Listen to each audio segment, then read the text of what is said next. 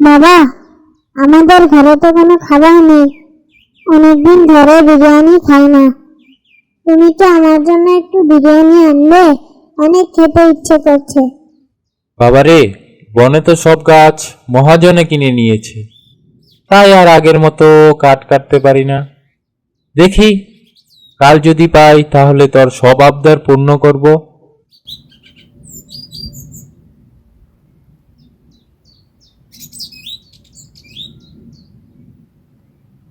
অপু, শোনো বাবা, তোমার বাবা কালকে বাগানে যাবে কাঠ কাটতে। তোমার জন্য কালকে বিরিয়ানি নিয়ে আসবে। আমাদের অভাবের সংসার, তুমি না বুঝলে বুঝবে কে? তুমি আমাদের একমাত্র সন্তান।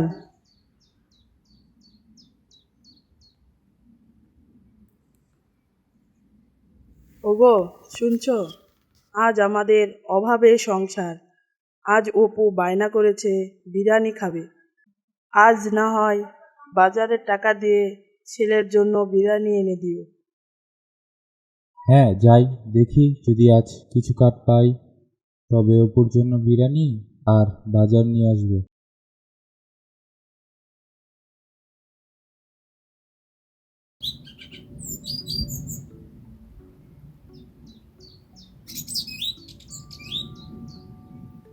এই করিম, তুই কি জানিস না এই বনের সব গাছ আমার?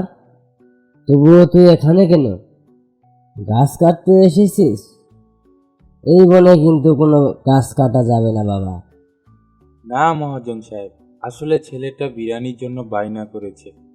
অভাবের সংসার, যদি কিছু কাঠ কুড়িয়ে পাই তাই বিক্রি করে ছেলেটার জন্য বিরিয়ানি নিয়ে যাব। নেকামো করার আর সময় পেলি না। ছেলে বিরিয়ানি খাবে তাতে আমি কি করব? এমনিতেই আমি তোর থেকে যে আগের গাছের টাকা পাই সেটা কি তোর মনে আছে? তা কিন্তু বাবা সুদে আসলে 2 গুণ হয়েছে। এবার কিন্তু আমার আগের সব টাকা সময় মতো ফেরত দিতে হবে, বলে দিচ্ছি। দিয়ে দিব মহাজন সাহেব, কিছুদিন সময় দিন, সব দেনা পাওনাই পরিশোধ করে দেব।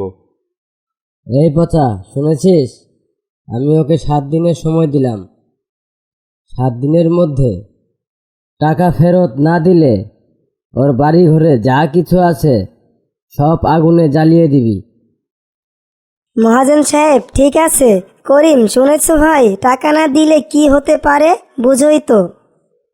ঠিক আছে ভাই, যাই, দেখি কি হয়। সন্ধ্যা নেমে আসলো। যাক, এই গাছটা কাটি, আজ আর বাড়ি ফিরবো না। গাছটা অনেক বড়, ভালো টাকাই দাম হবে। ছেলের আবদারটা অন্তত তো পূরণ করতে পারবো। বাবার কি কিছু হলো নাকি? মা, আমার মন জানি কেমন কেমন করছে। না রে বাবা, এসব কথা ভাবিস না। তোর বাবা কিছুক্ষণ পরেই আসবে। হয়তো কোনো বড় গাছ পেয়েছে, কেটে আসবে। তোর বাবা আজকে বলেছে না তোর জন্য বিরিয়ানি নিয়ে আসবে, এই জন্য হয়তো ঘাস কাটছে। এই করি, এই গাছটি কেটো না, এই গাছে আমার বাসা। কে কে কে বললো? আমি রিমঝিম, এখানেই থাকি অনেক বছর ধরে। ভয় পেও না, আমি তোমার কোনো ক্ষতিই করব না। না মানে আর কি, আমি তো কাঠুরিয়া, কাঠ কেটেই সংসার চালাই। ক্ষমা করবেন, আমি এই গাছ কাটবো না। হুম, আমি জানতাম তুমি অনেক দয়ালু এবং সৎ মানুষ। তোমার এই সততা দেখে আমি মুগ্ধ। বলো তুমি কি চাও? না না, আমার কিছু লাগবে না। শোনো করিম, এই রুমালটি রাখো, তোমার সততার পুরস্কার। কিন্তু কাউকে কিছু বলবে না। কি করব এই রুমাল দিয়ে আমি? যাই হোক, বাড়ি যাই, দেখি